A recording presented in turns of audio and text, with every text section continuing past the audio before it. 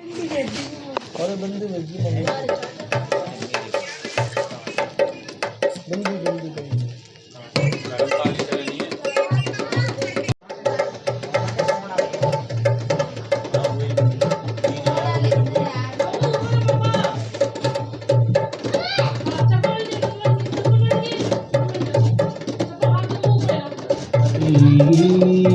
जय श्री गिरिराजी महाराज की जय, बरसानानंद गाम की जय, बोले हनुमान जी महाराज की जय।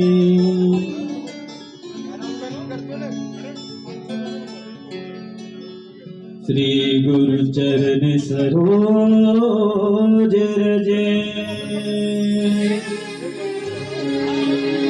निज मन मुकुर सुधार। Hello guys, welcome to my YouTube channel शोनामडा ब्लॉग्स। आशा है आप लोग सभी स्वस्थ होंगे, मस्त होंगे, व्यस्त होंगे। लेकिन व्यस्त रहने की ज़रूरत नहीं है, क्योंकि आज हो रहा है भागवत का दूसरा दिन। पहले दिन जो था मेरे को महाकौतिक में जाना था, तो इसलिए मैं यहाँ रिकॉर्ड नहीं कर पाया। लेकिन आज मैं ये जो पूरी भागवत है वो मैं रिकॉर्ड करूँगा, और आप ज़रूर से ये भागवत सुने और इसका पुण्य जो है वो लाभ उठाए। ये जो भागवत है वो डेली होने वाली है, 25 से लेकर 31 दिसंबर तक। तो 31 दिसंबर तक ये डेली शेड्यूल रहेगी। दोस्तों, मेरे जो है टीका लग चुका है अभी काफ़ी सारा, और अब जो है भागवत कथा का शुभारंभ हो रहा है। जो कथावाचक जो पंडित जी हैं हमारे अब बैठ चुके हैं अपने गद्दी पे, और तैयारी हो गई है, शुरू हो गई है अब। और यहाँ पे भक्त लोग अब आके बैठने लग गए हैं। की है आरती, पापियों को पाप से है तारती, भागवत भगवान की है आरती, पापियों को पाप से है तारती, भागवत भगवान की है आरती,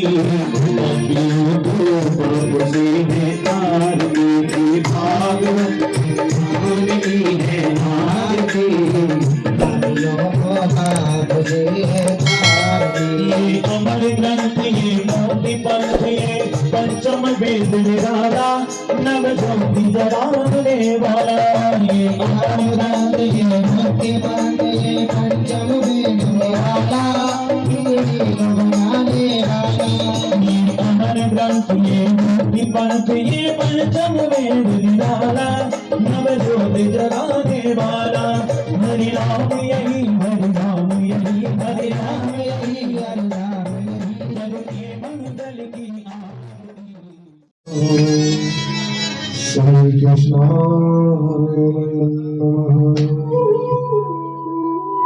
नारायणं नमस्कृतं नरं च नरोत्तमं, देवी सरस्वती व्यासं ततो जयदेव मुदीरते।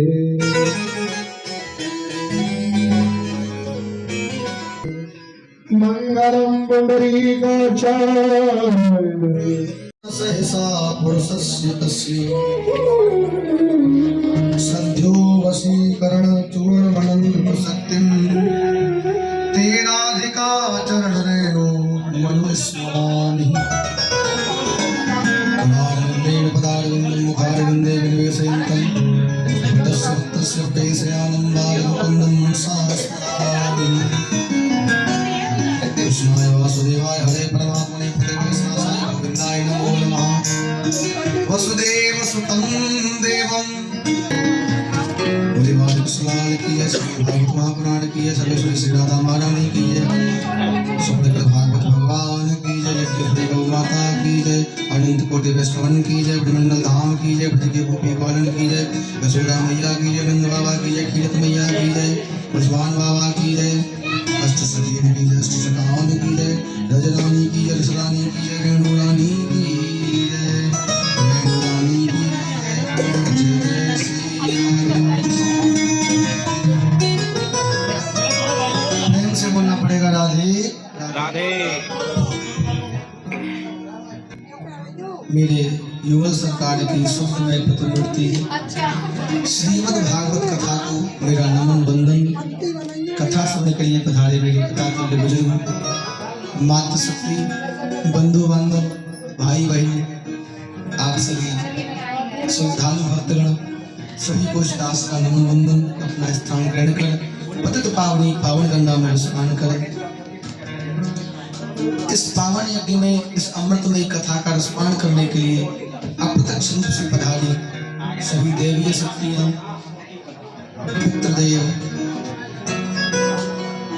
एवं सभी दिव्य शक्तियां, दिव्य भक्त वृंद जो इस कथा के माध्यम से अपना उद्धार करने के लिए पधारे हैं, सभी को नमन वंदन आग्रह। अपना स्थान आप भी ग्रहण करें।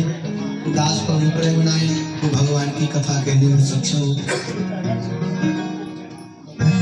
मेरे सदगुरुदेव भगवान कथा के श्रोता वक्ता गुरु शिष्य परंपरा के सभी भक्त वृंद अपनी अपनी गद्दी को ग्रहण कर दास पर कृपा करें और युगल सरकार सभी भक्तों के हृदय में विराजमान होकर नित्य आनंद को प्रदान करें।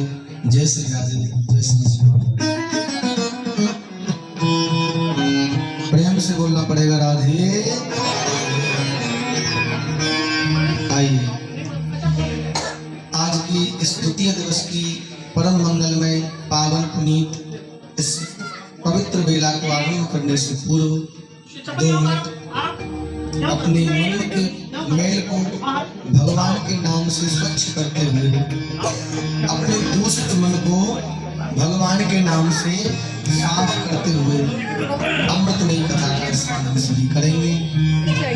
2 मिनट अपनी मनवाणी को पवित्र करें और अपने हृदय रूपी पात्र को स्वच्छ करें और युगल सरकार के नाम का सहारा लें। सभी प्रेम से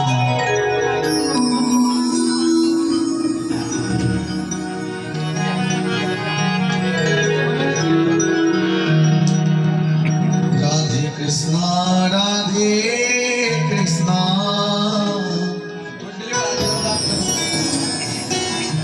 कृष्णा कृष्णा राधे राधे राधे श्यामा राधे श्यामा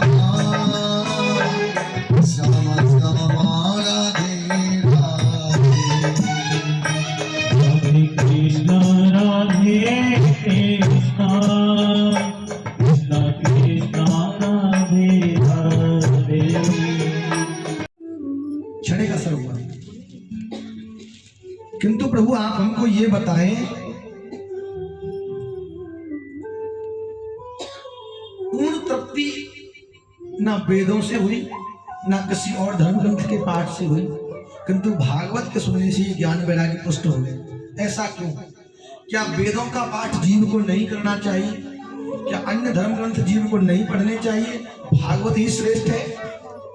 क्या वेदों का कोई महत्व नहीं?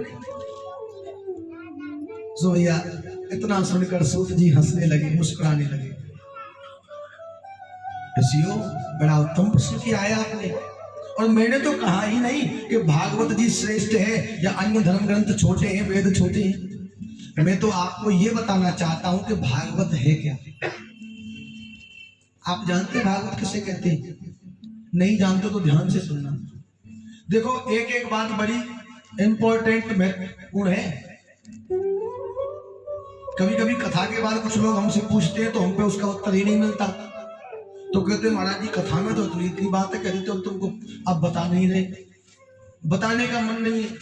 भैया बता रहे तो खूब मने और नंबर बना लो सब जामे, हम चाहे कि हमारे नंबर बने और हमारी प्रशंसा हुए, पर मजबूरी ये है कि हम जाने तो बताने का छूट। अब यहाँ तो वो चैनल दूसरा लगा हुआ है ना, वो एंटीना दूसरा कनेक्शन है, तो यहाँ तो इसलिए वो शंका समाधान हो जाती है। प्रेम से बोलना पड़ेगा राधे राधे। इसलिए कथा में बैठकर बातें ना करें, ध्यान से सुने। सुखदेव जी भी ये परीक्षित को कथा सुना रहे थे, तो कथा सुनाने से पहले कह दिया, परीक्षित सावधान तया सुनो, जो मैं कहूं सावधानी से सुनना। तो मैं भी आपसे निवेदन करता हूं, आए हो तो समय को वैसे ही मत गमाओ, इसका सदुपयोग कर। सूत जी महाराज कहते सुनो भागवत क्या है। निगम कल्पतरोर गलितम फलम सुख मुखाद द्रव अमृत संयुतम पिबत भागवतम रसमालयम रसिका भुवि भावक। प्रेम से बोलना पड़ेगा राधे।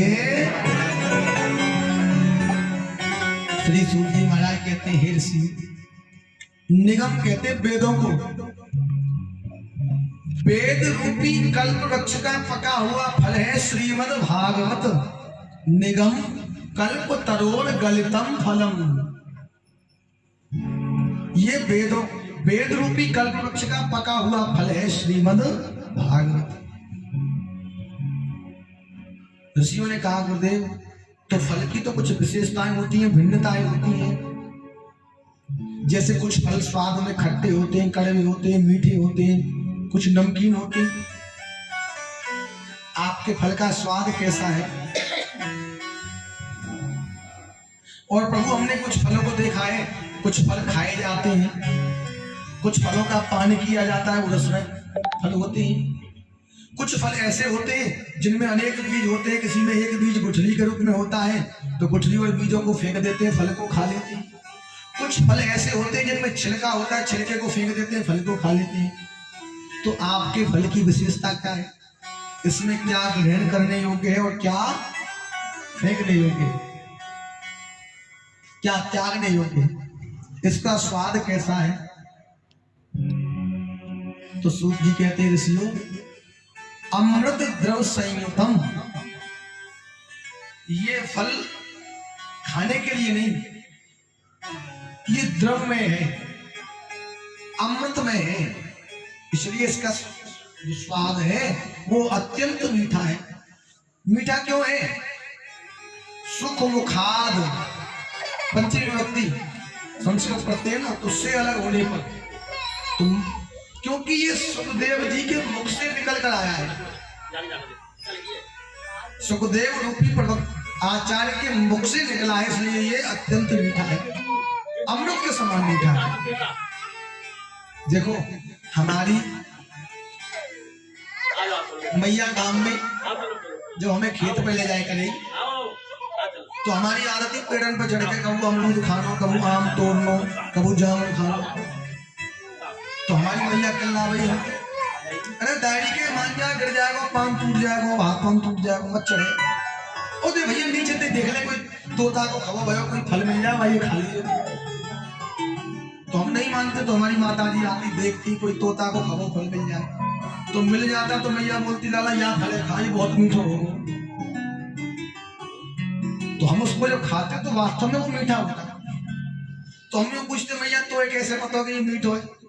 तो हमारी मैया कहती, लाला या फल में तोता ने चोंच मार दी है, तोता को झूठ हो, यही कारण मीठा है। तो या तो भैया तोते के अंदर विशेषता है कि तोता पहले ही पता लग जाए कि ये फल मीठा है, वो जान जाए भाई फल में चोंच मारे, या फिर तोते की चोंच में भगवान ने कोई विशेषता दी होगी कि जा फल पे चोंच मार दे वो मीठा हो जाए। पर ये बात बिल्कुल सुनते हैं कि जिस फल पे तोते का मुख लगा होगा वो मीठा होगा। ऐसे ही भैया ये भागवत रूपी फल तो इसलिए मीठा है क्योंकि सुखदेव रूपी तोते का मुख इससे लगा हुआ है। प्रेम से बोलना पड़ेगा राधे राधे। अच्छा, इसका जो आकार है द्रव्य में कैसा है? द्रव्य तरल है, तरल। तो द्रव को तो पिया जाता है, रस को पीते हैं, दूध को पीते हैं, ये सब द्रव है। लेकिन यहाँ सूत जी महाराज कहते पिबत भागवतम रसनालयम, उसको पियो, द्रव है तो पियो। लेकिन आप कभी विचार करते हो कि कथा तो सुनी जाती है, इसका द्रव्य कहकर पीने के लिए क्यों कहा? अब पीने और सुनने में तो बहुत अंतर होता है कि पीने के लिए क्यों कहा, सुनने के लिए क्यों नहीं कहा? क्यों? क्योंकि सूत जी जानते हैं, वो परम गुरु है ना, कि कभी कभी कुछ लोग जब कथा सुनते हैं और समझ में नहीं आए या मन को अच्छी ना लगे, समझ में तो खूब आई लेकिन हमको अच्छी नहीं लग रही, तो या कानते सुने और याते निकाल दे, तो कथा सुनने का कोई फायदा नहीं होता, कोई लाभ नहीं होता। लेकिन जिस वस्तु का पान आपने एक बार कर लिया तो वो पक्की बात है कि राजी ते पियो है, जबरदस्ती का उन्हें पिवाए हो। लेकिन एक बार उसको पिला दिया किसी वस्तु को तो वो सीधी हृदय में जाएगी।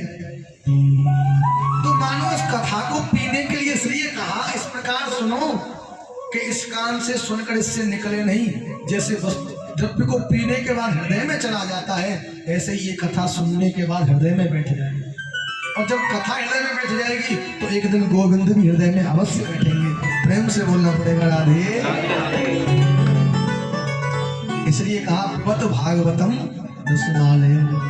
ये जो कथा है ये भागवत वेद रूपी कल्प वृक्ष का पका हुआ फल है।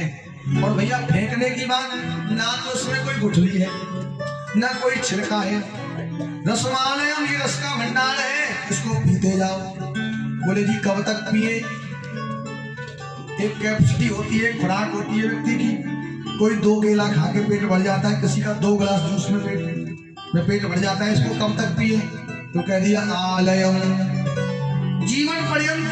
जब तक भगवान तुमसे आकर ये ना कहे कि तू मेरा है, आजा मेरे में मिल जा, तब तक पीते रहो। हमारे उसका बाबा गाते थे ब्रजमंडल में, हाय पीते पीते हाय पीते पीते पीते पीते में पागल हुआ। क्या पीती हो? भगवान के नाम की मस्ती। प्रेम से बोलना पड़ेगा राधे। अब जब तक कथा सुनो, जब तक सुनो, जब तक भगवत प्राप्ति ना हो जाए। कुछ लोग सोचते हैं अरे छठवीं बार तो विष्णु पंडित जी ही करा रहे, उधर को कुंज बिहारी पंडित जी कराते, और सब मंदिरों में कथाएं होती हैं, कुछ यजमान भी कराते। कब तक पिए? बहुत सुन ली कथा। तो सुनो, जो भगवान की कथा को सुनकर उब जाए और कहते बहुत कथा सुन ली, तो समझ लीजिए उस पर भगवान की अभी कृपा नहीं है। उसने भगवान की कथा के रस को जाना नहीं, महत्व को जाना नहीं। क्यों? तुलसीदास बाबा स्वयं कहते हैं, रामचरित जे सुनत अगाही, रामचरित जे सुनत अगाही, ओ रामचरित जे सुनत अगाही, रामचरित जे सुनत अगाही, रस विशेष तिन जाना नाही, रस विशेष तिन जाना नाही, ओ रस विशेष तिन जाना नाही, रस विशेष तिन जाना नाही। भोलेनाथ इसी बात को पार्वती मैया को कहते हैं, उमा कहूँ मैं अनुभव अपना, सच हरि भजन जगत सब सपना। उमा कहूँ मैं अनुभव अपना, सच हरि भजन जगत सब सपना, हे सच हरि भजन जगत सब सपना। सच हरि भजन जगत सब सपना। प्रेम से बोलना पड़ेगा राधे। जो भगवान की कथा को सुनकर उब जाए, समझ लीजिए उन्होंने कथा के महत्व को जाना नहीं। प्रेम से बोलना पड़ेगा राधे।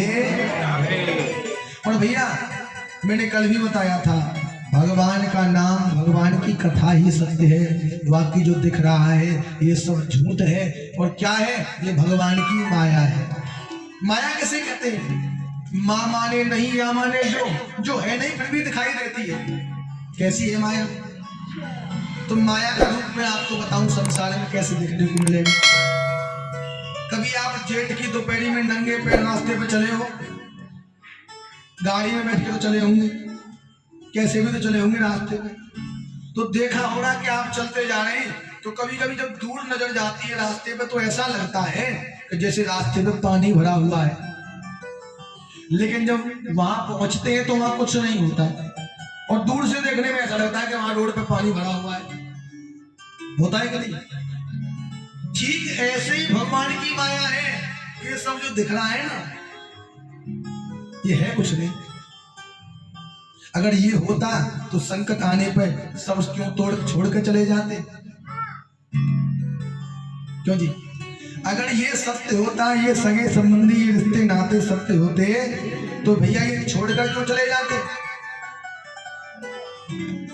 वो मित्र कहता है भैया तुम्हारा जहां पसीना गिरेगा वहां मैं खून की नदियां बहा दूंगा। वो पत्नी कहती है स्वामी जब तक आपको देख ना लूं मैं भोजन भी नहीं करती, मेरे मन को चैन नहीं आता। लेकिन स्वामी जी जब भगवान को प्यारे हो जाते हैं ना तो रोटी तो खूब है छाती पर, अपने कंगनों को भी तोड़ती है, छाती पीट पीट कर रोती है। लेकिन जब उसको ले जाते हैं ना तो दरवाजे की देहरी को नहीं लानती। हाँ क्या पता देहरी निकलते ही कोई कह दे जब तुझको इतना ही दुख है तो उसके संग सती हो जा जल जा, तो दरवाजे के भीतर ही सब रोना धोना कर लेती है। और वो बेटा जो पिताजी से कहता है पिताजी आपने हमारे लिए इतना किया, कभी हमको सेवा का अवसर दो, आप में कोई कष्ट आएगा ना तो जान की बाजी देकर आपके प्राणों को बचाएंगे, आपकी संकट में रक्षा करेंगे। वो बेटा ही अपने हाथ से आग दे देता है कि तुम जाओ यहाँ से, हमको छोड़ो, तुम मर गए हमको क्यों मारना चाहते हो। और घर पे आते ही सबसे पहले मैया से कहता है मम्मी जी ये बताओ वो पिताजी की तिजोरी की चाबी कहाँ है, देख तो दूं, क्या छोड़ गए तभी तो आगे का काम करूंगा। क्यों जी कोई यहाँ किसी का नहीं है, ये सब झूठा नाता है, यही तो माया है। साथी है मित्र गंग के जल बिंदु पान तक, अर्धांगनी बढ़ेगी तो केवल मकान तक, परिवार के सब लोग चलेंगे मसान तक, और बेटा भी हक निभाएगा तो केवल अग्निदान तक। इससे तो आगे भजन ही है साथी, रे मन ये जग में 2 दिन का मेला रहेगा, कायम ना जग का झमेला रहेगा, रे मन ये 2 दिन का मेला रहेगा। इसीलिए सूरदास जी ने बड़ी सुंदर बात कही, रे मन जो तू राम नाम चित धर दो। अरे मन तूने संसार को अपने अंदर बसाया है, क्या मिला तुमको? तो कह रहे रे मन जो तू राम नाम चित धर दो, पिछलो जन्म अगलो तेरो, दोनों जन्म सुधर दो। पिछला भी सुधर जाता और ये वाला है वो भी सुधर जाता, और आगे के लिए कोई चिंता ही नहीं रहती। पिछलो जन्म अगलो तेरो, दोनों जन्म सुधर दो।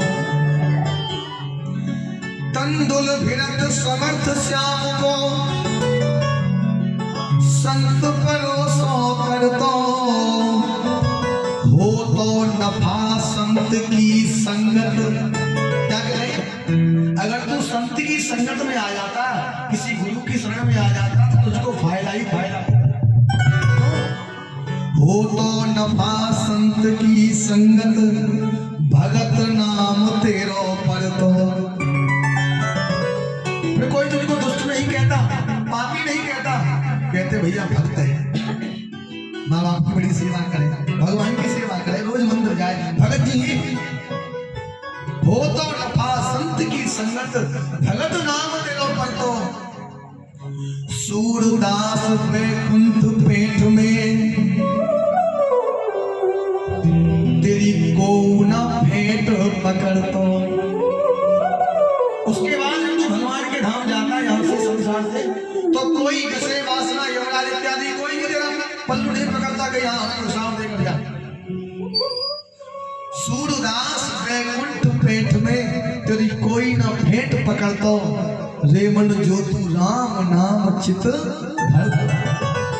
प्रेम से बोलना पड़ेगा राधे राधे। भगवान बड़े दयालु हैं, पर ये जीव है कि भगवान को भजता नहीं। तुलसीदास बाबा भगवान से बड़ी सुंदर प्रार्थना करते हैं, क्या कहते हैं? प्रभु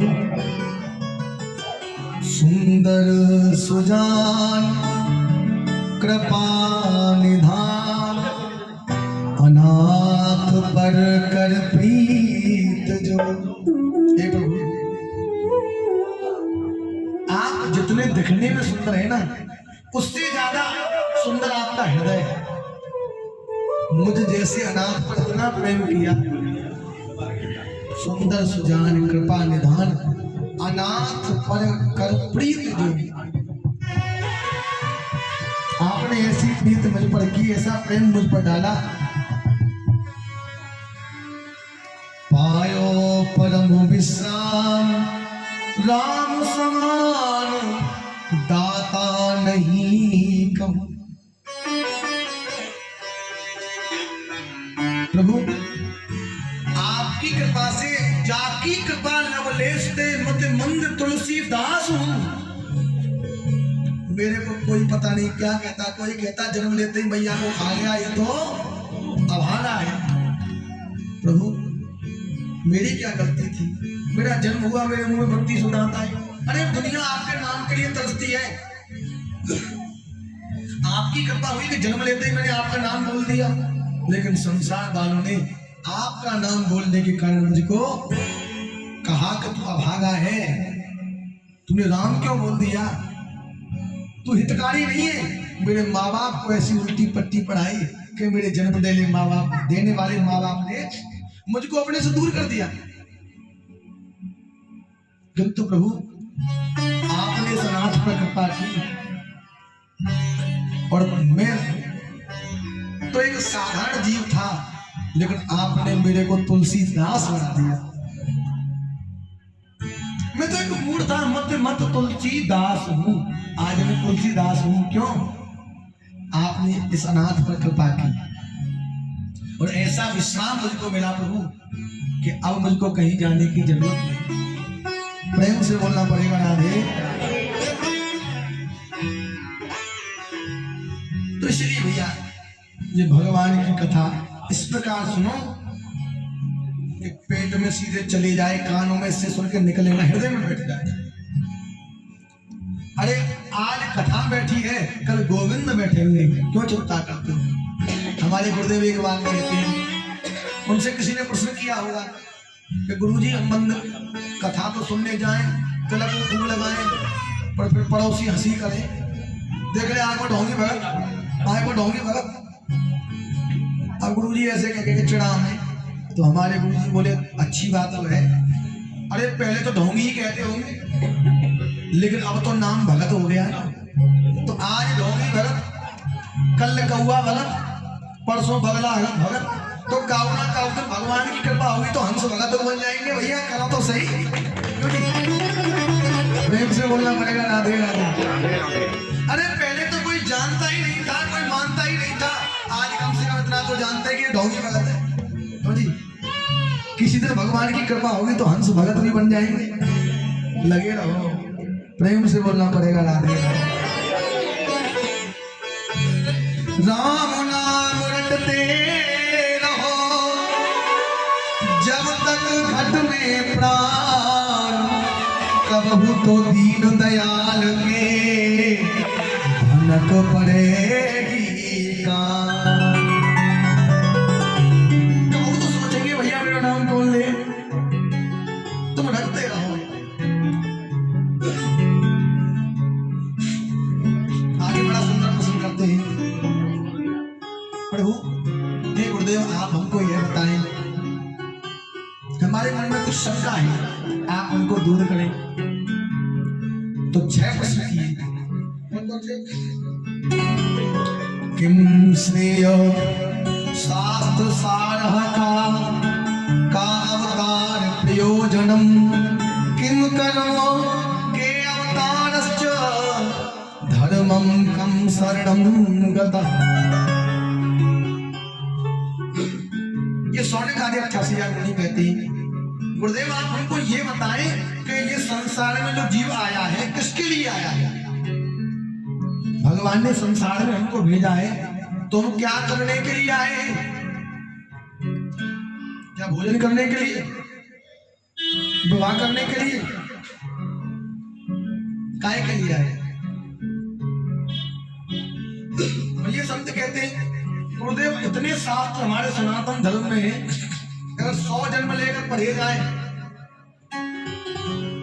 100 जन्म भी कम पड़ जाएंगे लेकिन शास्त्र कम नहीं पड़ेंगे। किंतु प्रभु इतने शास्त्रों का सार क्या है, ये शास्त्र आखिर कहना क्या चाहते हैं, इन सबका एक निचोड़ क्या है, सार क्या है।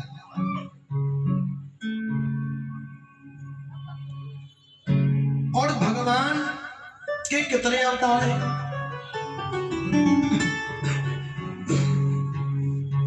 और भगवान अवतार क्यों लेते हैं, इसका कारण क्या है, ये आप हमको बताएं। और प्रभु संसार में बड़ी बड़ी बातें धर्म की होती है, तो मानव मात्र का धर्म क्या है। और प्रभु आप एक बात और बताएं कि जब भगवान लीला करने के लिए धराधाम में आते हैं और लीला के बाद चले जाते हैं, तो धर्म अपनी रक्षा के लिए कहां जाता है। क्योंकि भगवान ने कहा है कि धर्म संस्थापनार्थाय संभवामि युगे युगे। अर्जुन से गीता में भगवान कह रहे हैं कि मैं धर्म की रक्षा के लिए अर्जुन युग युग में विभिन्न रूप से अवतार लेता हूं।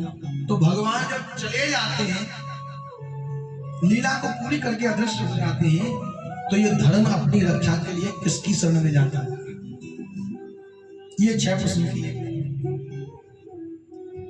सूत जी महाराज कहते हैं भैया मैं तुमको इनका उत्तर देने से पहले, इनके बारे में कुछ बताने से पहले अपने गुरुदेव और अपने इष्ट का वंदन करूं। तो वंदन करने लगे। यम प्रवचन्तमनपेतमपेत कृत्यं द्वैपायनो विरहकातर आजुभाव पुत्रेति तन्मयतया तरवो वनेदुः तं सर्वभूतहृदयं मुनिमानतोऽस्मि। नारायणं नमस्कृत्य नरं चैव नरोत्तमं देवी सरस्वती व्यासो ततो जयमुदीरये।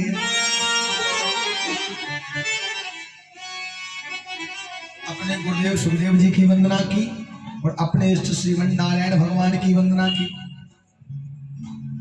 आप कहने लगे देखिए आपके 6 प्रश्न हैं। जीव क्या करने के लिए इस मृत्यु लोक में आया है, तो सुनिए। कृष्ण भक्ति परम श्रेय। ये जीव यहाँ संसार में भगवान की भक्ति के लिए, भजन के लिए, भगवान के नाम लेने के लिए आया और दूसरे काम के लिए नहीं आया। लेकिन माया में ऐसा फंस गया कि जिस काम के लिए आया उसको भूल गया। कैसे? जैसे कोई माँ अपने बेटे को 100 रुपए दे और कहे बेटा घर में मेहमान आए हुए हैं, जा बाजार जा, इनके लिए कुछ नाश्ता ले आ और इनके लिए चाय बनानी है, 1 पैकेट दूध की ले आ। लेकिन बच्चा जाए और रास्ते में बाजी का खेल देखने लग जाए और वो क्या करे, उस खेल को देखने में 100 रुपए भी लुटा दे और समय से आए भी ना।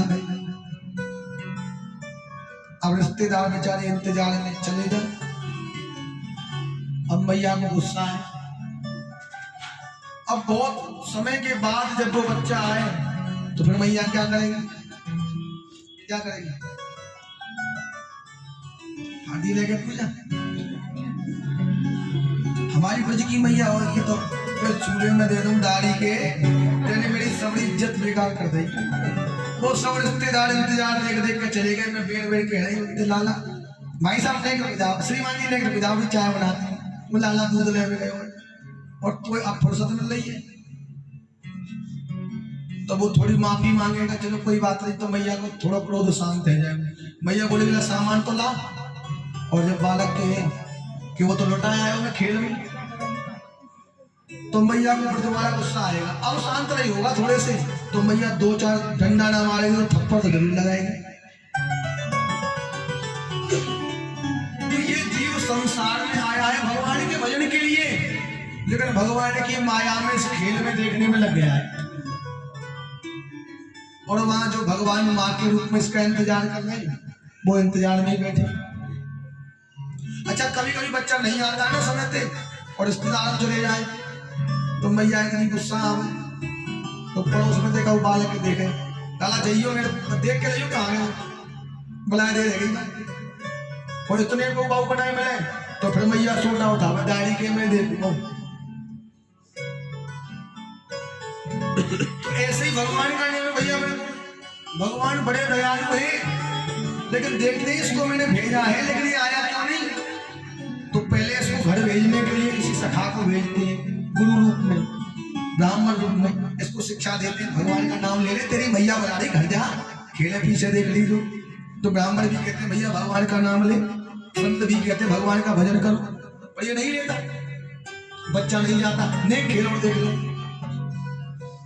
तो जब नए काम चले तो फिर मैया सोटा वाले भेजे, तो भगवान कहते तू ऐसे ना आवे को, जाओ यमराज जी भेजो सेना, जब भैया आवे को भी ये तो लादन को भूते मातम ते माने कोई ना। प्रेम से बोलना पड़ेगा राधे राधे। तो इस संसार में सब जीव जितने भी है ना, और विशेष रूप से मनुष्य तो भगवान का भजन करने के लिए आए। सब लोग कहते हैं मनुष्य योनि हमारे कर्मों से मिली है, नहीं भैया, बड़े भाग मानुष तर पावा, ये भगवान की बड़ी कृपा हुई है, तब जाके हमको 9,83,99,999 योनि भोगने के बाद ये 84 लाख भी योनि मनुष्य जन्म मिला है। कब? भगवान की विशेष कृपा हुई तब। बहुत भटक लिया, मेरी माया में बहुत धक्के खाए इसने, अब ये मेरे पास आ जाए, ये मुझको जान ले, इसलिए भगवान इसको मनुष्य बनाते हैं। मेरे को जान, मेरा नाम ले, मेरा भजन कर, सत्कर्म कर। लेकिन ये जीव क्या करता है? आए थे हरि भजन को उठन लगे कपास, सबरे काम न करे और भजन ही राय करे।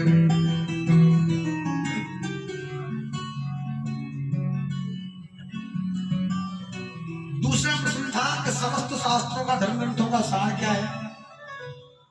तो शास्त्र सार है वही, शास्त्रों का सार भी यही है कि भैया भगवान का भजन करो, सेवा करो, तभी तुमको भगवान का धाम मिलेगा। किसी पुराण को पढ़ो, किसी शास्त्र को पढ़ो, अंत में यही आएगा कि भगवान का नाम जपो, भगवान का भजन करो और सत्कर्म करो, सेवा करो, परोपकार करो।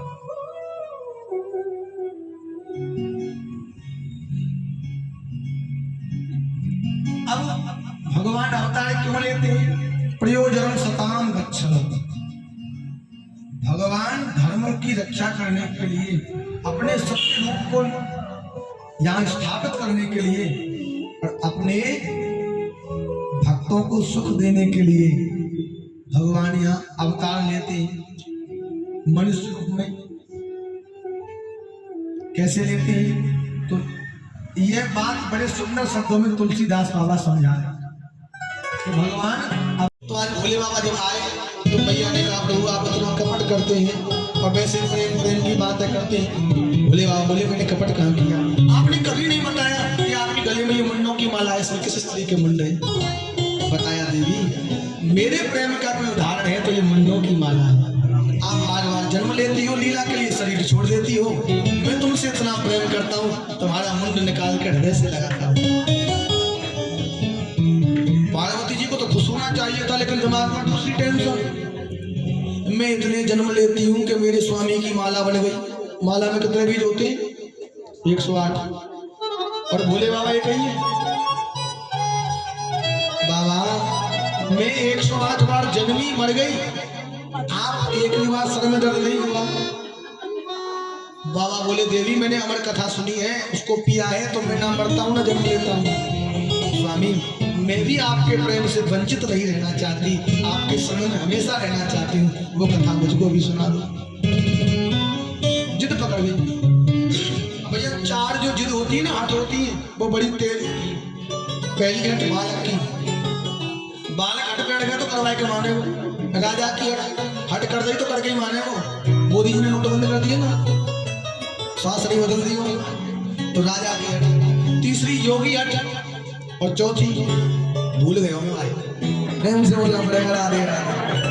हाँ साथ में ना भंडारी में तो याद आ ही जाएगी। तो भोले बाबा मैया को कैलाश से थोड़ा ऊपर ले गए, एक गुफा में बट वृक्ष के नीचे आप बैठ गए, सामने पार्वती जी को बैठा, सती को नहीं पार्वती, सती का रूप पहला था। कहा देवी देखो जब हम कथा सुनाते हैं नेत्र बंद कर लेते हैं और कथा सुनते समय निद्रा देवी आती है, हमको कैसे पता लगेगा तुम सो गई हो कथा सुन रही हो? बोले बाबा बोले ऐसा करना, आप कथा सुनते सुनते ओमकार नाम कहकर हुकरा भरना, ओम ओम कहकर, तो हमको पता लगेगा कि तुम कथा सुन रही हो। बाबा ने अपना डमरू बजाया और कहा जितने भी भगवान की माया में व्याप्त जड़ चेतन है सब यहाँ से पलायन कर जाए। तो समस्त जीव जंतु वहां से चले गए, किंतु भोले बाबा जिस बट वृक्ष के नीचे बैठे वही एक सुखी तोती गरुड़ी थी, वो भी जैसे ही भागने को हुई वहां से तो उसका गर्भपात हो गया और वो उड़ गई। भोलेनाथ ने कथा आरंभ की। पहले दिन की कथा से वो अंडा जो टूटा था वो जुड़ गया। दूसरे दिन की कथा हुई तो वो अंडा पुनः फूटा, उसमें से एक जीव का जन्म हुआ। तीसरे दिन की कथा हुई, वो जीव बड़ा हुआ, उसके अंदर कुछ बोलने की शक्ति आई। चौथे दिन की कथा हुई, अब तो रसगुल्ला की कथा, नंद के आनंद है कन्हैयालाल की, अब तो उसी घोंसले में वो किलोल करता है। पांचवें दिन की कथा हो रही भैया महाराज की कथा में भोले बाबा बोले देवी मैं भी गोपी बन के गया। मैया ने ध्यान लगाया, मेरे स्वामी कैसे लग रहे, लहंगा फरिया पहन के देखूं तो सही। सो महाराज में पहुंच की सुनी आ गई।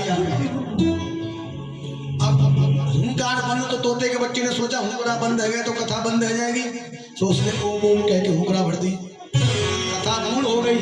बाबा ने कहा बोल बाके बिहारी लाल की। मैया बोली बाबा निद्रा करें, वो महाराज से आगे की कथा तो कहो। अब बाबा के भाव ऊपर कान ठाड़े, कथा पूरी हो गई और श्रीमती जी कह रही है आगे की कथा कहो। और मैंने तो तब कथा सुनाई जब हुंकार मुझको सुन रहे थे। क्यों देवी कथा तो पूरी हो गई, तुमने कथा नहीं सुनी? तो पार्वती जी ने पुराने अपने जन्म को याद किया कि मैंने एक बार सती बनकर अपने पति से झूठ बोल दिया, भगवान की परीक्षा ली और भोलेनाथ के पूछने पर कहा कछुना परीक्षा नहीं गोसाई, मैंने कोई परीक्षा नहीं। और पति से झूठ पर बोलने का परिणाम ये हुआ कि मेरे पति ने मुझको त्याग दिया, मन से त्याग दिया। अब ये पाप नहीं करूंगी। तो कहा बाबा मैं सो गई, सब बोल दिया। देखो मैया मैं तुमसे भी निवेदन करूँ, आपके भी पति आपके भगवान हैं। अगर आपको लगता है किसी बात को सुनकर झगड़ा करेंगे तो एक दिन, 2 दिन, 1 घंटा, 2 घंटा, 10 दिन, लेकिन आप अगर एक बार सत्य बोल दोगी तो जीवन सुधर जाएगा। एक बार झगड़ा करने के बाद वो भी सोचेंगे। जब इसको पता था कि मैं इस बात को नहीं सुन सकता फिर भी इसने कहा, इसका मतलब ये मेरे से झूठ नहीं बोलती है। कभी तो समझ में आएगी, लेकिन जब माताएं झूठ पे झूठ बोलती जाती है तो वो पाप इतना बड़ा हो जाता है कि घर में एक बहुत बड़ा कलेश जन्म ले लेता है। और वो कभी कभी इतना होता है कि संबंध टूट जाता है।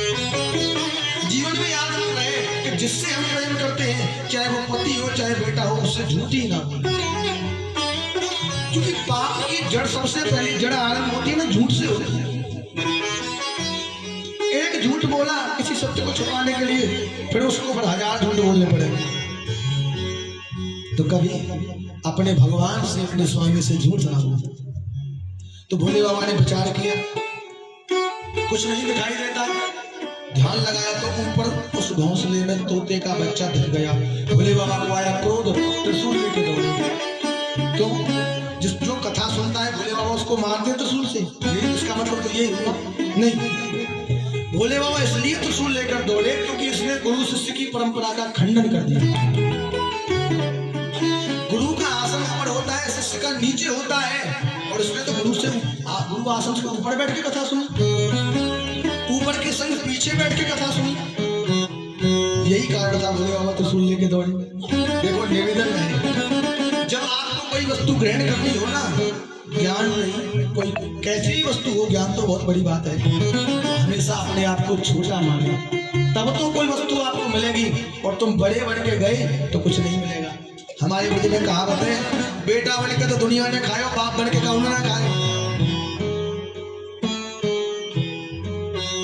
तो अपने आप में इतने छोटे बन जाओ कि भगवान भी तुम पर तरस खाने लग जाए। कितना राई को बीसा करो, बीसा को पुन बीस, ताते छोटे है हो तो तुरंत मिले जगदीश। छोटा दाना होता है उसको बोलते हैं राई मैया अचार में डालती। उसके 20 टुकड़े करो, और जो 20वां टुकड़ा हो उसके फिर 20 टुकड़े करो, तो जो 40वें नंबर का टुकड़ा होगा 20वें टुकड़ा का भी 20 पैसा। इससे भी छोटे आप बन जाओ कायदे विनम्रता से, तो तुमको भजन करने की आवश्यकता नहीं, स्वतः ही भजन हो जाएगा। प्रेम से बोलना पड़ेगा राधे राधे। तोता डर के कारण व्यास जी के गुफा में आ गया। उनकी पत्नी मिटका देवी उस समय अपने केस सुखा रही थी। झमाई आई तो मुंह के रास्ते से गर्भ में चला गया। गाने में मिल गए व्यास जी का हमारा चोर आया है, उसको दो, हम जीवित नहीं छोड़ेंगे, उसने हमारी अमर कथा की चोरी की है। व्यास जी बोले बाबा आज ज्यादा भांग उठ रही। अरे आप कहते हो अमर कथा को चोरी से पी लिया है, सुन लिया है, तो जिसने अमर कथा सुन ली है तो वो कैसे मरेगा? या तो वो कथा अमर कथा नहीं है, अगर उसने कथा सुन ली है तो वो मरेगा नहीं। तो भोले बाबा बोले कुछ समय बाद, व्यास जी मैं उससे ये कहना चाहता हूँ कि उसने तो कथा सुनी सो सुनी, पर वो इस कथा को किसी अभक्त को ना सुनाए, इसका जो वास्तविक अधिकारी है उसी को सुनाए। यह अधिकार की बहुत बड़ी बात होती है। अगर एक बंदूक किसी आतंकवादी के हाथ लग जाए तो वो कितने जीवों की हत्या करता है, और वही बंदूक किसी फौजी के हाथ में लग जाए तो वो कितने जीवों की रक्षा करता है। किंतु आजकल ये कथाएं असर क्यों नहीं होती देती? क्योंकि अभक्तों के द्वारा दी जा रही है और अभक्तों के द्वारा ली जा रही है। जो कथा कहने का अधिकारी नहीं वो भी व्यासगंज में बैठ कर कथा कह देता है, और कथा कम सेठ जी और सेठानी के चुटकुले ज्यादा, और मन में भाव नहीं है, पैसे से तोलना चाहते हैं और कथा सुनने का ढोंग कर रहे हैं। यही इसी कारण से कथाएं लाभ नहीं देती। प्रेम से बोलना पड़ेगा राधे। अगर सुखदेव जी की तरह नियम का पालन करने का प्रयास करे वक्ता, और श्रोता परीक्षित की तरह नियम का पालन करे, और दोनों भगवान के प्रति नतमस्तक होकर इस कथा का रसपान करें और कराएं, तो एक ही कथा लाभकारी हो जाती है। प्रेम से बोलना पड़ेगा राधे। 12 वर्ष हो गए, जन्म नहीं लेता है बच्चा, तो एक दिन व्यास जी ने कहा बेटा जन्म ले ले, तेरी मैया को कष्ट होता है। अरे गर्भ तो सबसे बड़ा नरक है, तुझको गर्भ में पीड़ा नहीं होती?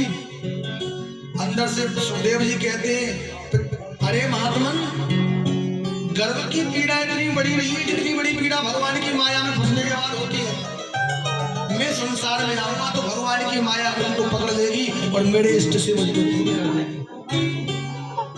मैं तब तक बाहर नहीं आऊंगा तब तक मेरे भगवान मुझको ये ना कह दे कि उनकी माया मुझको नहीं पकड़ेगी। व्यास जी ने भगवान से प्रार्थना की, भगवान ने आके आशीर्वाद दिया। तब 16 वर्ष के बाद जन्म हुआ और नार को कंधे पर डालकर चले गए, जो मैंने कथा कल आपको सुना। व्यास जी दुखी रहने लगे तो एक दिन नारद जी आए, दुख का कारण पूछा। कहा मेरे मन में अनेक शास्त्र लिख दिए, इतने पर भी शांति नहीं मिली, अब मैं क्या करूं? एक बेटा सुखदेव था वो भी चला गया। नारद जी समझ गए इनको पीड़ा इसलिए है क्योंकि इनके शास्त्रों को कोई पढ़ नहीं रहा है, इनके मन में पुत्र मोह व्याप्त है। तो कहा देखो व्यास जी आपने अब तक जितने शास्त्र लिखे ना उनमें ज्ञान वैराग्य को भर भर लिख दिया है, और ज्ञान वैराग्य किसी की सुन में नहीं आते आसानी से। अगर आपको मन की शांति चाहिए ना तो आनंद देने वाली भगवान की बाल लीलाओं को लिखो, जिससे पुत्र का मोह भी दूर हो और भगवान की प्रेमा भक्ति भी जागृत हो। तो व्यास जी ने को 4 श्लोक की भागवत सुना के गए, जो मूल भागवत सुनो। कौन सी सुना के गए? अहमेवा समेवाग्रे नन्यद यद सत सत परम पश्चादहम यदेतच्च यो वसिष्ये स्वस्मि हम ऋते अर्थे प्रतीयेत ना प्रतीयेत चात्मनि तद विद्यादात्मनो माया यथा भासो यथा तमा यथा महन्ति भूतानि भूतेषु च वचेष्वनो प्रविष्टान्य प्रविष्टानि तथा तेषु न तेषु एतावदेव जिज्ञासा तत्व जिज्ञासुनात्मना अन्वय व्यक्ति रेखाभ्याम यस्यात् सर्वत्र सर्वदा। व्यास जी को ये 4 श्लोक की भागवत सुना के गए। व्यास जी ने गणेश जी को बुलाया, लिखने के लिए आग्रह किया। गणेश जी ने कहा लिख तो मैं दूंगा, पर मेरी कलम रुकनी नहीं चाहिए। तो व्यास जी ने एक निवेदन किया। देखो व्यास गणेश जी, आप रिद्धि सिद्धि के दाता हो और ज्ञान में भी सबसे श्रेष्ठ हो, तो मेरा एक निवेदन है कि मैं जो श्लोक बोलूं उसको आप शुद्ध करके अपनी भाषा में लिखना। शर्त मान ली गणेश जी ने। तो व्यास जी कभी कभी ऐसा श्लोक बोलते कि गणेश जी को सोचने में समझने में इतना समय लग जाता कि व्यास जी अपना संध्या वंदन पूरा कर लेते। इतनी कठिन है ये भागवत की कथा। कोई अच्छा गुरु या कोई अच्छा शिष्य जो गुरु की शरण में रहे, अपने इष्ट की कृपा का पात्र बन जाए, वही उसको ठीक प्रकार से सुना पाता है। अन्यथा भैया हमारी तरह के तो रोटी नाम चुटकुला में ले जाए। रिद्धि सिद्धि बुद्धि के दाता गणेश जी को इतना समय लगता है कि व्यास जी ना धो ले, पूजा कर ले। हमारी समझ में आसानी से कैसे आए? प्रेम से बोलना पड़ेगा राधे राधे। और ये कथा लिखकर भूल हो गई। व्यास जी ने सोचा किसको सुनाऊं? ये उसको पढ़ाऊंगा जिसने काम क्रोध मद लोभ मोह को जीत लिया। याद आया ऐसा तो मेरा पुत्र सुखदेव है, पर वो तो है ही नहीं। शिष्यों को भेजा बल में एक श्लोक रटा के, मरहापुरम नटवर वपु कर्णयो कर्णकारं तवास कटक संजय जंती चमाला नंदान वेणुरधर सुदय पूरेण गोपवृंदई वृंदारण्यम स्वपद रमणम ताप सदगीत कीर्ति। जहाँ सुखदेव जी ने ये श्लोक बोला, इसमें भगवान की सुंदरता का वर्णन है। सुनकर नेत्र जुड़ गए। इतना भी कोई दिव्य सुंदर होता है? पर विचार किया कोई सुंदर तो हो, लेकिन बाहरी आवरण से सुंदर हो और मन का सुंदर ना हो तो बेकार है। उन्हें समाधि लगा ली। शिष्य लौट के आए। व्यास जी ने पूछा भैया क्या हुआ, दवाई ने असर किया? हाँ गुरुजी, नेत्र को खोले पर पुनः नेत्र बंद कर लिए। समझ गए अब कितना असर कर दिया पहली दवाई ने, तो दवा बदल दी।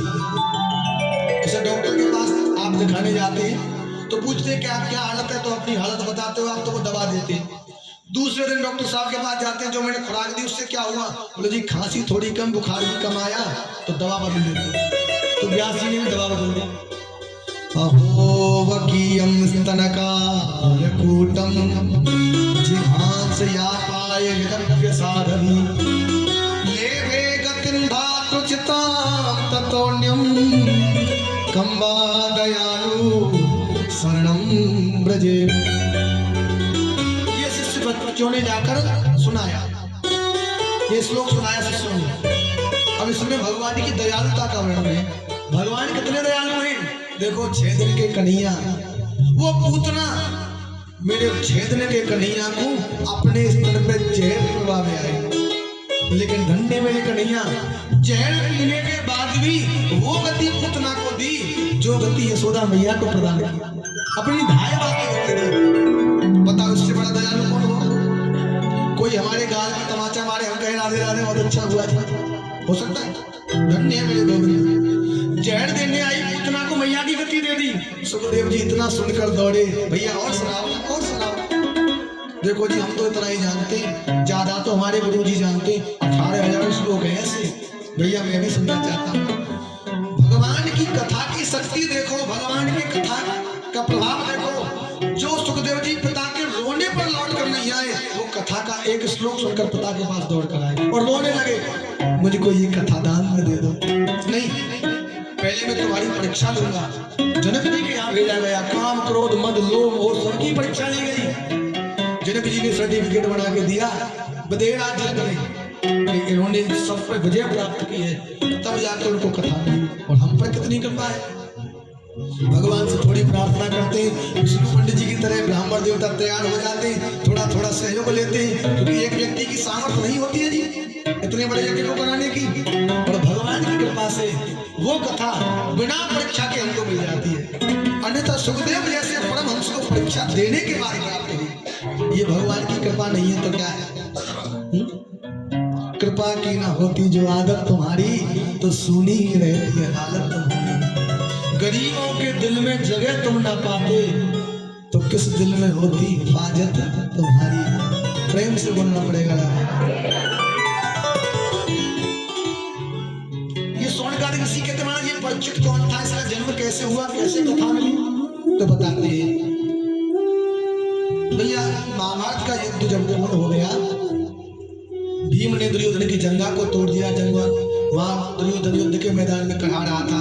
उसका गुरुपुत्र अश्वत्थामा गया, उसका हाल पूछा तो उसने कहा भैया मैं तो ठीक हूँ जैसा हूँ, पर अश्वत्थामा एक दुख मेरे मन में है। हम 100 भाई थे, सब मर गए, एक मैं रहा हूं, मैं भी मर जाऊंगा। पांडव 5 हैं, इनके सर में भी दर्द नहीं हुआ। अगर तू 5 पांडवों को मार दे तो मैं समझूंगा तेने मेरी मित्रता का कर्तव्य पूर्ण कर लिया। तो प्रतिज्ञा करके चला गया वहां से। और रात्रि नहीं, भगवान तो सब जानते, जाको राके साइया मार सके ना कोई, बालना वाका कर सके चाहे जग बैठी हो। इधर अश्वत्थामा भगवान के भक्त पांडवों को मारने आया है, लेकिन जिसकी रक्षा गोविंद करे वह को कौन का बिगाड़ सके। भगवान पांडवों को गंगा मैया के दर्शन कराने रात में ले गए। पांडवों के द्रौपदी से ऊपर 5 पुत्र सो गए। अश्वत्थामा ने धोखे में अंधेरे में उनके सर काट दिए और उनको दुर्योधन के पास ले गया। दुर्योधन के पास हंसने लगा। दुर्योधन ने सोचा हंस तो ऐसे रहा है इसका काम सफल हो गया हो। हम 100 भाई नहीं मार पाए, अकेला मार देकर ले आया कैसे। कहता है तू अपने काम में सफल हो गया है तो दुष्ट भीम का सर मुझे को दे जिसने मेरी जंगा तोड़ी। उसमें से जो मोटा सा सर था वो दिया। दुर्योधन ने क्रोध में उसको दबाया तो वैसे मसल गया जैसे पहलवान टमाटर को मसल देता है। दुर्योधन चिल्लाया अरे मित्र ये भीम का सर नहीं हो सकता। अरे मैंने कई बार बचपन में उसके सर पे गदा का प्रहार किया, उसकी खोपड़ी तो वज्र की बनी हुई है। प्रकाश का प्रबंध किया गया, देखा तो वह पांडव नहीं पांडवों के पुत्रों के सर रोने लगा। अरे दुष्ट तू मेरा मित्र है या शत्रु। अरे मेरी दुश्मनी पांडवों से थी, इन बच्चों से नहीं। अरे इन्होंने क्या बिगाड़ा मेरा। अरे तूने तो मेरे वंश में कोई जल देने वाला ही नहीं छोड़ा, चला जा यहाँ से। पांडवों को पता लग गई तो जीवित नहीं छोड़ेंगे। इधर द्रौपदी जब प्रातः आई, रक्तरंजित सैयाओं को देखा, द्रौपदी मूर्छित हो गई। भैया बच्चे का दुख तो माँ ही जान सकती है। सब दौड़ कर आए क्या हुआ क्या हुआ। अब जो इस कुकृत्य को देखता है वो गालियां देता कौन दुष्ट आ गए आता ताई जिसने निरपराध बच्चों को मार दिया। अरे धोखे से मारना चाहता था तो पांडवों को मारता। ये तो बेचारे दुधमुहे बच्चे हैं, ये क्या जानते। पांडव आए, कोई कुछ प्रतिज्ञा करता है, कोई कुछ प्रतिज्ञा करता है। अर्जुन ने हाथ जोड़ के भगवान की ओर देखा, गोविंद आज भी मौन खड़े रहोगे। भगवान ने कह दिया तुम्हारे गुरु जी के पुत्र की करनी है। प्रभु रथ को लगाई। भगवान ने रथ तैयार किया, अर्जुन को बिठाया, पीछे पीछे लगा दिया। अश्वत्थामा ने देखा आज अर्जुन नहीं छोड़ेगा, विभिन्न प्रकार के अस्त्र चलाए। अर्जुन ने सबको काट दिया, कुछ नहीं बचा तो प्रलयकारी ब्रह्मास्त्र चला दिया। अब अर्जुन घबराए, प्रभु मैं क्या करूं।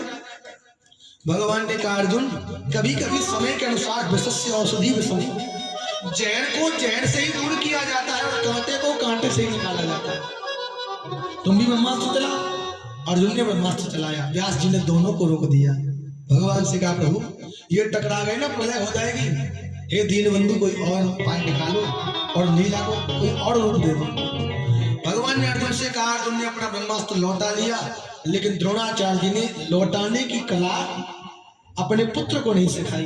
अगर गुरु के पास अर्जुन जैसा शिष्य हो ना तो गुरु इतना दयालु हो जाता है कि अपने पुत्र को वो ज्ञान नहीं देता जो शिष्य को दे देता है। अश्वत्थामा पुत्र था तब भी नहीं सिखाया और अर्जुन शिष्य था तो सिखा दिया। उसको वही रोक दिया, मुंह मोड़ दिया। बोल बाके बिहारी लाल की। तो आज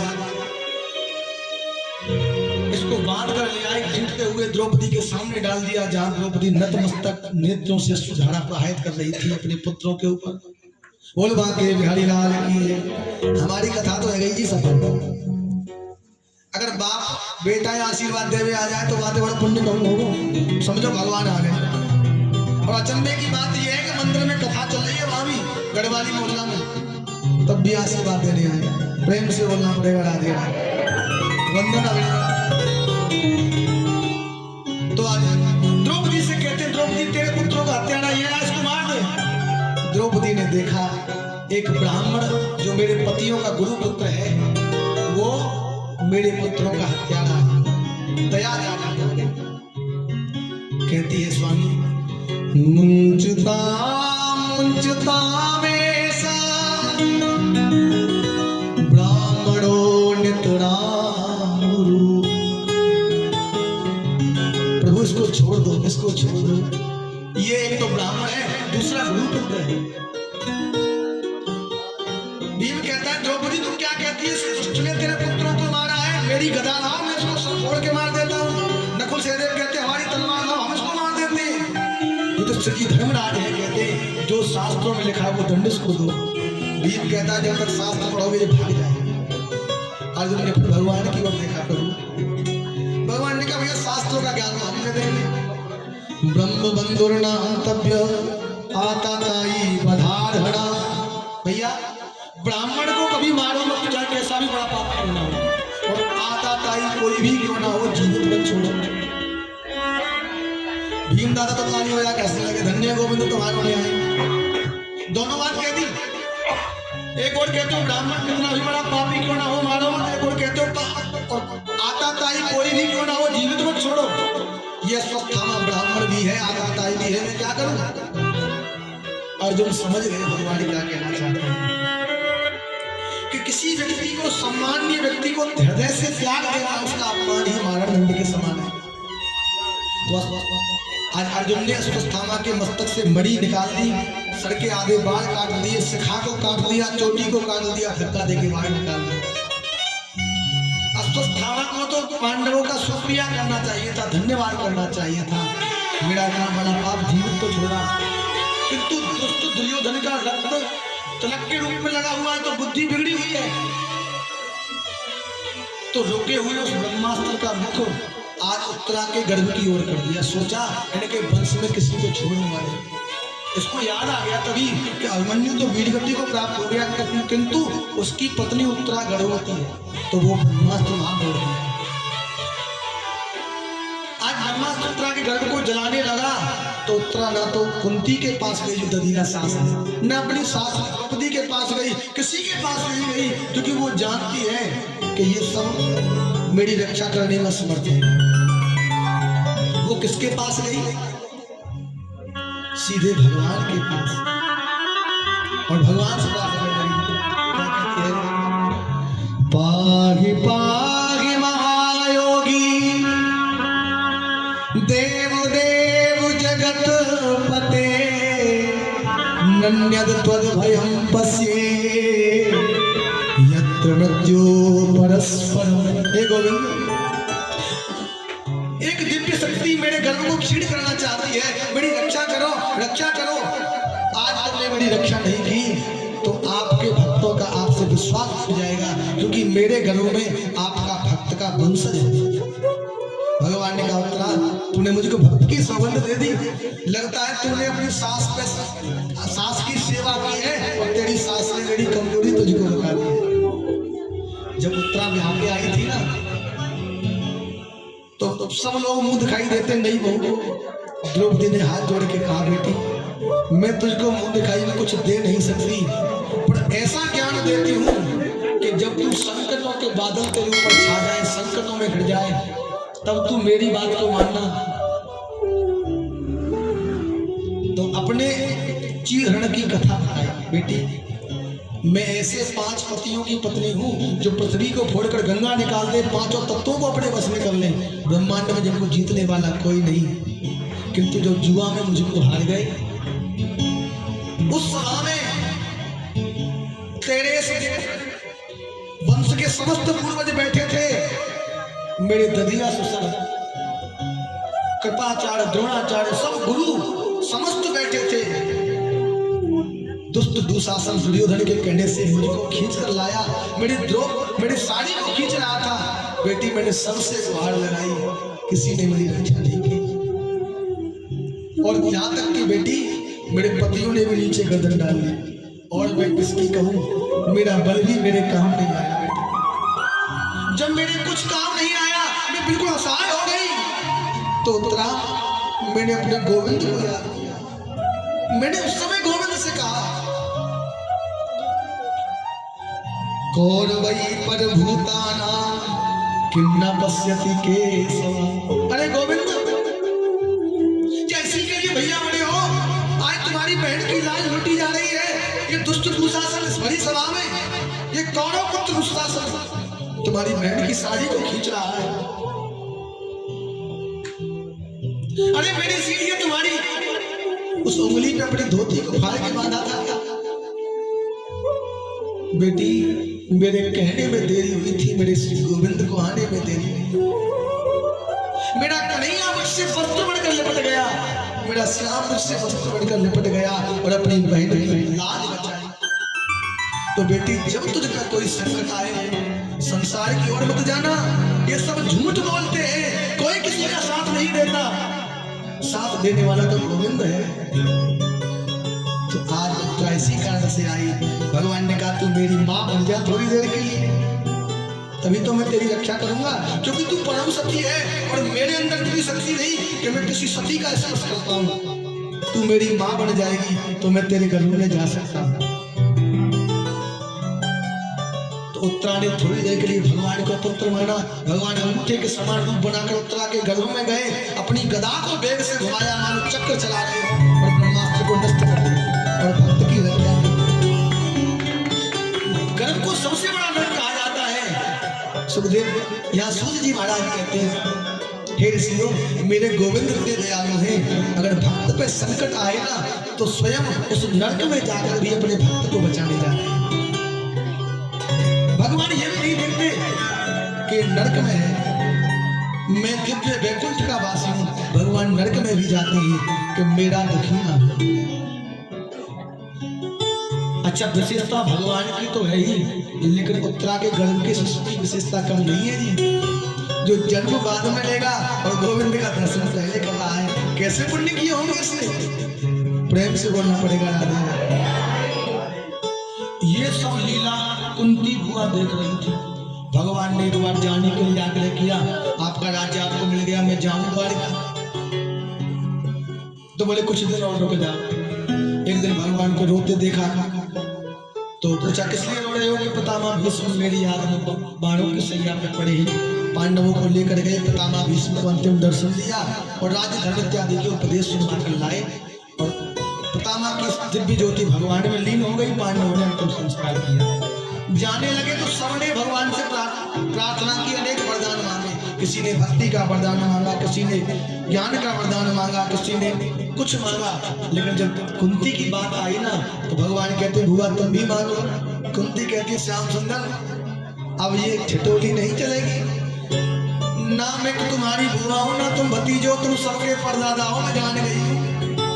ये तो तुम भक्तों को सुख देने के लिए कभी बेटा बन जाओ, कभी भैया बन जाओ, कभी भतीजे बन जाओ, पर सबके पिता आप हो। तो बुआ कोई बात नहीं, भतीजे के नाते नहीं मांगती, भगवान के नाते मांगो। जब ज्यादा आग्रह किया तो कुंती ने बताया क्या मांगा। जो कुंती भगवान ने मांगा वो किसी ने आज तक मांगा ही नहीं। क्या मांगती है? विपदा संतु न सस्वद तत्र तत्र जगत गुरु भवतो दर्शनम यस्या ना पुनर्भव दर्शनम। संसार के जितने दुख हैं, जितनी विपत्ति है वो मुझको दे दो। भगवान बोले बुआ जल्दी जल्दी मांग लियो, ध्यान करो क्या मांग रही हो। दुख तुमने सुख तो सपने में भी नहीं देखा। बुआ बोली वो सुख चाहिए उन्हें नहीं। क्यों? सुख के माथे सिल पड़े जो हरि हृदय से जाए, बलिहारी वा दुख की जो पल पल ना जपाए। गोविंद अरे कन्हैया मैं ऐसे सुख लेके कहा करूं, जाके आने से मेरे कन्हैया दूर चलो जाए। और स्तुति किस प्रकार करती है? कृष्णाय वासुदेवाय देवकी नंदनाय च नंद गोप कुमाराय। अरे देवकी के छोड़ा, अरे नंद के छोड़ा। कन्हैया तू इतना लीलाधारी है, लीला वो ऐसी करे दुनिया को एक बाप हो तो दो दो तो बाप बन रहे। हे गोविंद गोविंदाय नमो नमः, इसके बाद भी तुम गोविंद हो, अपनी इंद्रियों को जीतने वाले इंद्र हो। धन्य है गोविंद। कबो नंद को छोड़ा कहे, कबो देवकी को छोड़ा कहे, कभी वसुदेव को छोड़ा कहे, कभी यशुदेव को छोड़ा कहे। फिर याद आया, अरे मैं क्या कहें भगवान से। कुंती बोली, प्रभु क्षमा करना, आवेश में कुछ ज्यादा बोल गई। भगवान हंस के बोले, बुआ ऐसी स्तुति तो आज तक कौन नहीं करी, सब डरते हैं, ऐसी स्तुति तो मेरी बुआ ही कर सके। अरे बुआ ही बाप को नाम लेके बोल सके, और गाँव की हिम्मत ही ना है। और अपनी अविरल भक्ति का वरदान देके भगवान चले गए। उस कुछ समय पश्चात उत्तरा के शिशु का जन्म हुआ। जन्म लेते इधर उधर देखने लगा, मन परीक्षण कर रहा हो, नाम रख दिया परीक्षित। पंचांग के द्वारा नाम रखा गया विष्णु का, विष्णु रक्षिति से विष्णु का। भगवान भी कुर्ता टोपी लेके आए। जब भगवान पुणे गए तो अर्जुन गया, बाद में अर्जुन लौट के आया, अर्जुन का मुंह लटका हुआ था। क्यों? युधिष्ठिर जी ने पूछा, अर्जुन क्या हो गया, क्या किसी वेश्या के संग भ्रमण किया, को ब्राह्मण की हत्या हो गई, क्या हुआ? कहा, वंच तो हम प्रभु, आज हम अनाथ हो गए, हमारे द्वारिका नाथ अपनी लीला को पूरी करके अपने धाम चले गए। देखो समय का अभाव है, सही में जल्दी जल्दी कथा सुना। वास्तव में 3 घंटे में 4 घंटे में कथा नहीं होती। हमारे ब्रज में तो 2 समय कथा करवाएं, 8 से 12 और 3 से 7, तब जाकर थोड़ी बहुत कथा को आनंद मिले। प्रेम से बोलना पड़ेगा राधे। और आज ये सभी पांडव भगवान के सुधाम कमंड को सुनकर यहाँ परीक्षित को राज्य देकर हिमालय पर गलने के लिए चले गए। बड़ी शिक्षा देकर गए। परीक्षित जी राज्य चलाते एक बार वन में चले गए तो एक पुराना मुकुट था, एक सिंदूक में उसको पहन कर चले गए। रास्ते में कलयुग मिला। कलयुग को 4 स्थान इन्होंने दिए, क्योंकि इन्होंने कलयुग ने धर्म रूपी बैल के 3 पैर काट दिए। धर्म के 4 जड़ होते हैं, सत्य, दया, पवित्रता और दान। कलयुग में मात्र दान रह गया, बाकी सब कट गए। तो 4 स्थान दे दिए। द्यूतम पानम स्त्रिय शूला यत्ति धर्माच तुम विधि। जहाँ जुआ हो रहा हो वहां तुम रहो, जहाँ वेश्यावृत्ति होती हो वहां तुम रहो, जहाँ मदिरापान होता हो वहां तुम रहो, जहाँ जीवों की हिंसा होती हो वहां तुम रहो। 5वें में ज्यादा गिड़गिड़ाया तो सोने में बांस दे दिया, किंतु कौन से सोने में? अधर्म से कमाए हुए। और ये अधर्म का मुकुट था, जरासंध का मुकुट था, उस पर बैठ गया, राजा की बुद्धि बिगाड़ दी। राजा गए वन में और श्रमिक मुनि का अपराध कर आए। जल पीने के कारण गले में मरा हुआ सर्प डाला। बोले सुखदेव जी भगवान की जय। देखिए कथा भी सुने, 2 मिनट की कथा है। और पहले यजमान की पूजन कर लें, तब तक फिर आप पूजन करना। देखो ये भगवान की कृपा है कि हमारे तुम्हारे बुलावे से पहले आए गए। नहीं सुखदेव परीक्षित तो बहुत इंतजार करना पड़ो, प्रेम से बोलना पड़ेगा राधे। तो आज जब राजा परीक्षित लौट कर आए, इधर समीक मुनि के पुत्र संगी को पता लगा कि किसी राजा ने मेरे पिता के गले में मरा हुआ सर्प डाल दिया है। बात कर लो, मैं कथा बंद कर दो, बात कर लो, कथा बंद कर दो। तो संगी ने अपने भैया कथा सुनो तभी तो समझ में आएगी सुखदेव जी क्यों आए। मालूम तो पंडित भैया आपको श्री राम। तो संगी ऋषि ने अपने पिता का अपमान जानकर राजा को श्राप दे दिया। इति लंघयति मर्यादा तक्षका सप्तमी। अरे राजन तुम जो कोई भी जिसने मेरे पिता का अपमान किया है, ये तक्षक सर्प आज से 7 दिन तुमको डस लेगा।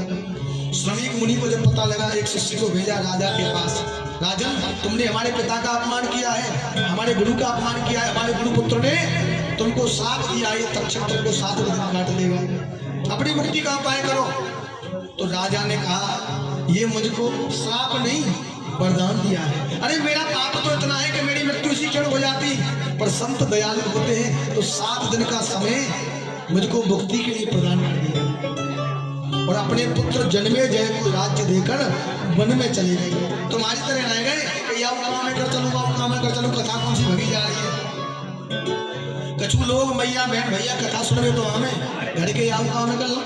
घर के पंडित जी हर साल विष्णु पंडित जी कथा करवा में, कथा कोई भगी थोड़े जा रही है। लेकिन परीक्षित जी ने सोचा 7 दिन में मरना है भैया, तो पुत्र को राज्य दिया, बगल में खाने के लिए भोजन भी नहीं लिया और चल दिए। जो मिलता है संत ब्राह्मण सज्जन 7 दिन में मरने वाले जीव की मुक्ति का उपाय क्या है, सबसे यही करते हैं। कोई पशु पत्र नहीं दे पाया, गंगा माँ के किनारे जाकर बैठ गए।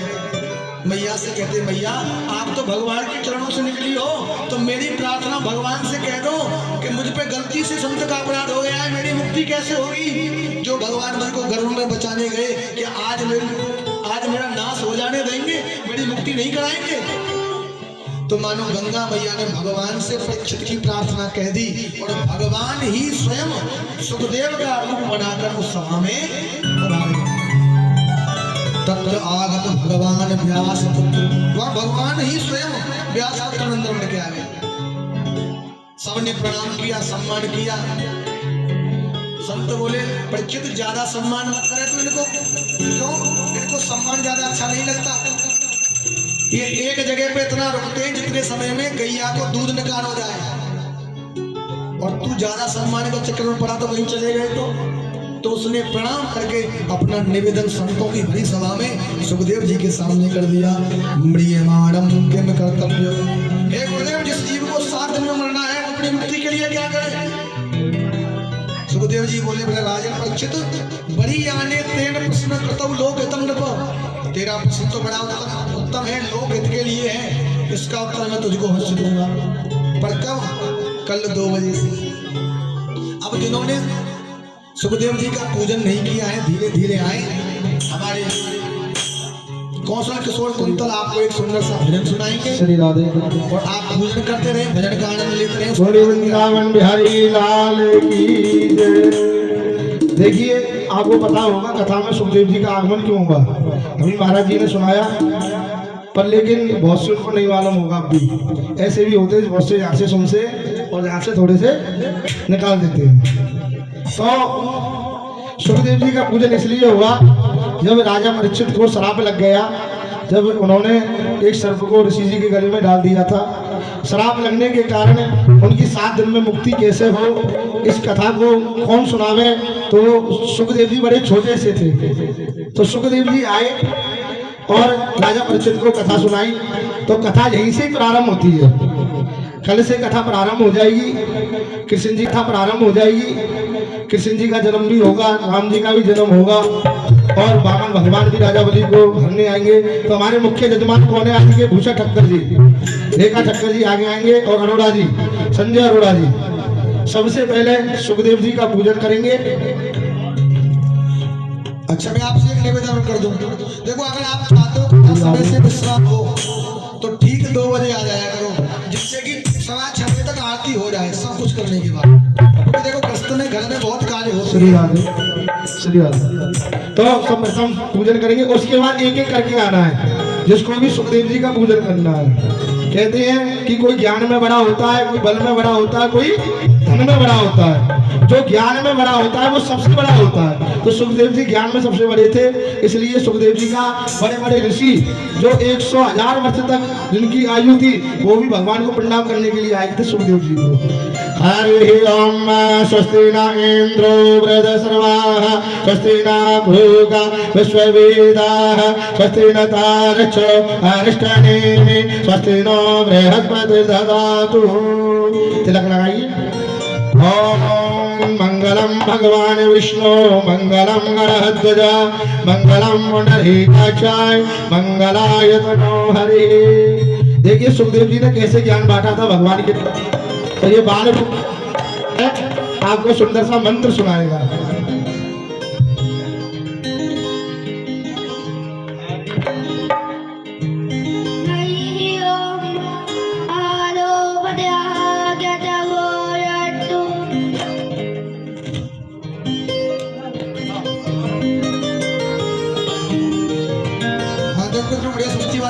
यही से आरंभ होता सृष्टि वाचन।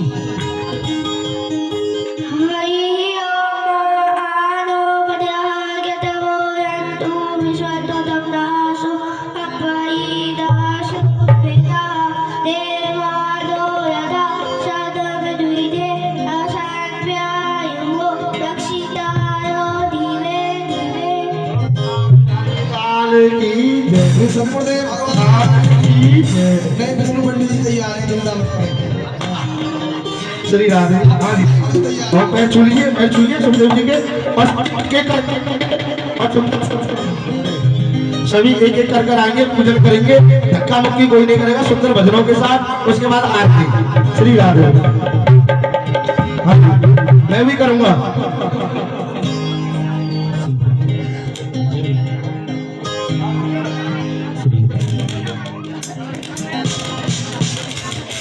सावरा आएगा, मुझे पूरा है विश्वास, आएगा, मुझे पूरा है विश्वास, सावरा आएगा, सावरा आएगा, सावरा आएगा, सावरा आएगा, मेरी सुनकर करुण पुकार सावरा आएगा, मेरी सुनकर करुण पुकार सावरा आएगा।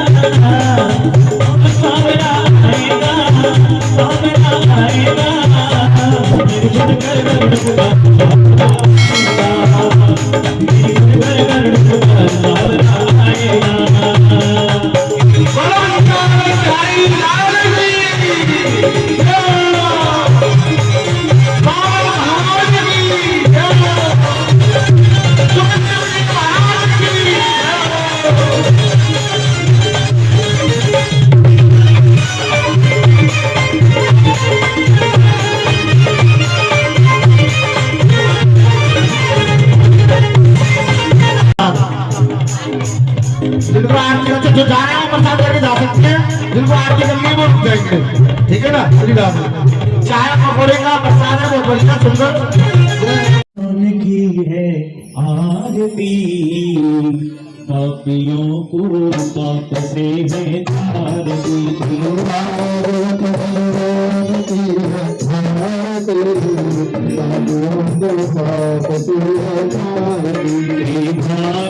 भगवान की है आरती, पापियों को पाप से है तारती, भागवत भगवान की है आरती,